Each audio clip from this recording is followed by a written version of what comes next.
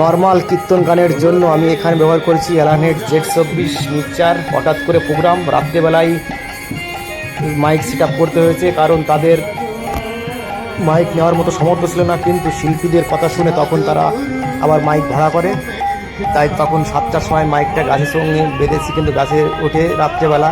আর এখানে দুটো 3 স্পিকার, আর একটা এলানেট Z24, একটা SM6, একটা অ্যালাইসিস স্ট্যান্ডের 7 ফ্ল্যাট এবং একটা 250 মেশিন দিয়ে আমি এখানে চালাচ্ছি। কিন্তু এখানে মনিটরের কোনো প্রয়োজন হয়নি, কারণ যে আটকানো জায়গা 3 স্পিকারে আমার সাউন্ড সম্পূর্ণ সেট আপ কমপ্লিট হয়ে গেছে। ওরকম কোনো সমস্যা নেই। দেখুন